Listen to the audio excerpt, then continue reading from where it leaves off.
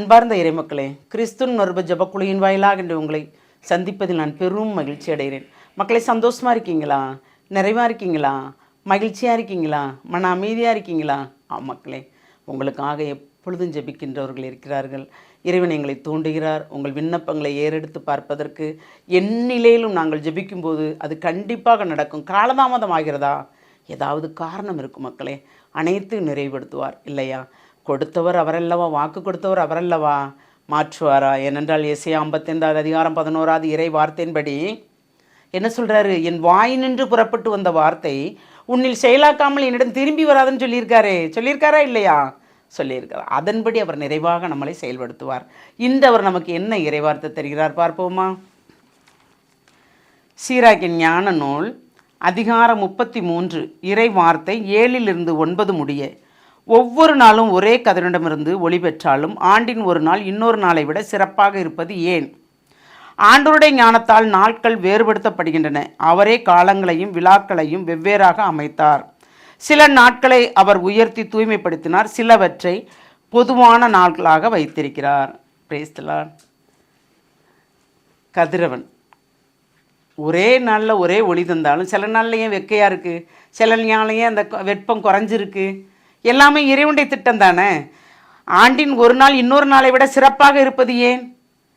இறைவார்த்தையிலே கேட்குறாப்புல. அப்போ ஆண்டவர் படைத்த ஒவ்வொரு நாளும் வெற்றியின் நாள் தான் நமக்கு இல்லையா? என்ன வந்தாலும் என்ன நடந்தாலும் ஏற்றுக்கொள்கின்ற நாளாக நாம் இருக்க வேண்டும். ஆண்டவருடைய ஞானத்தால் தான் நாட்கள் வேறுபடுகின்றன. அவர்தான் காலங்களையும் விழாக்களையும் வெவ்வேறாக அமைக்கிறார் இல்லையா?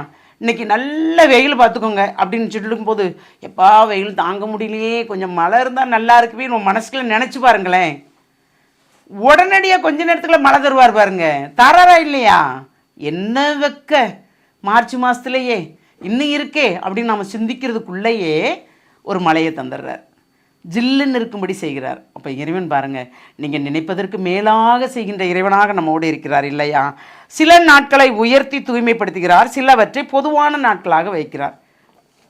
சில நாட்கள் நாம் அவர்களுக்கு என்னென்ன செய்ய வேண்டும் என்பதை அந்த நாட்களை தூய்மையாக கடைபிடிப்பதற்கு, இந்த 40 நாட்களில் நாம் ஜபத்தின் தபத்தோடு இருந்து அவரோடு இணைந்து இருப்பதற்காக அந்த நாட்களை பயன்படுத்துகிறார்.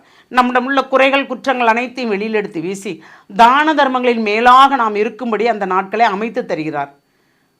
இறைவன் தானே அமைத்து தருகிறார், வேறு யாராவது தராங்களா? இல்லை. அப்போ இறைவன் ஒவ்வொன்றுக்கும் ஒவ்வொரு காரணம் வைத்திருக்கிறார் இல்லையா? அந்த காரணத்தின்படி நாம் நடப்பதை விட இறை சித்தத்தின்படி நாம் நடக்க வேண்டும். இந்த இறை சித்தம் தான் நம்மளை நிறைவாக வழி நடத்துகிறது. அந்த நிறைவு தான் நமக்கு எல்லாமே நிறைவாக தருகிறது. ஏனென்றால் நம்மையும் வாழ வைக்கிறது, பிறரையும் வாழ வைக்கிறது. அந்த வாழ்க்கையை தான் இப்பொழுது நாம் கேட்க வேண்டும். ஜெபிப்போமா? வாழும் வல்லலே இறைவா, ஒவ்வொரு நொடிப்பொழுதும் நீர் எங்களை கண்ணுக்குள் வைத்து பாதுகாக்கிறீர். ஆமாண்டவரே, இறை வார்த்தையின் மூலமாகவே எங்களை தெளிவுபடுத்துகிறீர்.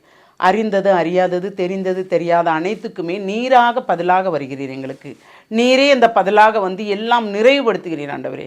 இந்த நிறைவு ஒன்று போதும் ஆண்டவரே.